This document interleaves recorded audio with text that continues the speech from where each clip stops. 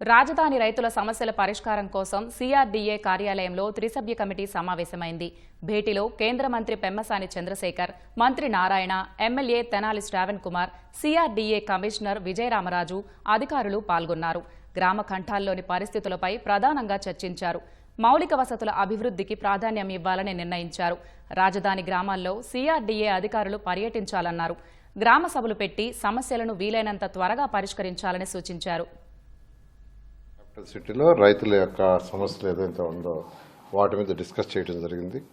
అట్లా ముఖ్యంగా గ్రామ కంఠాలు ఒకటి సమస్య ఉంది, అదొక సమస్య. అదేవిధంగా ఎక్కడైతే రోడ్లు పోతున్నాయో, అక్కడ ఏదైతే హౌసెస్ పోతున్నాయో వాటర్ సమస్య కావచ్చు. అదేవిధంగా ఎగ్జిస్టింగ్ గ్రామాల్లో ఎవరైతే ఉండారో వాళ్ళకి ఇన్ఫ్రాస్ట్రక్చర్ ఏదైతే రోడ్స్ కానీ, డ్రైన్స్ కానీ, వాటర్ కానీ, కమ్యూనిటీ హాల్స్ కానీ వీటన్నిటి మీద డిస్కస్ చేసి యాక్చువల్గా సిఆర్డీఏ కమిషనర్కి, అడిషనల్ కమిషనర్స్కి ఇన్స్ట్రక్షన్ ఇవ్వడం జరిగింది.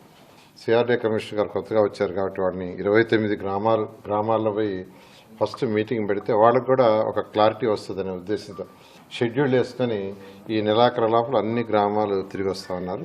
తిరిగి వచ్చిన తర్వాత మళ్ళీ కూర్చొని పాలసీలు చేసి దాని ప్రకారం ముందుకు పోతాం.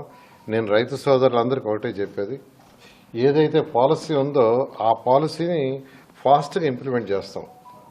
అటుగానే ప్రతి ఒక్కరు ఇండివిజువల్గా నాకు ఇది ఇచ్చేయండి అంటే అది మొత్తం సిస్టమ్ స్పాయిల్ అయిపోతుంది. ఆర్పైడ్ జోన్ వెనక్కి తీసేసుకున్నాం.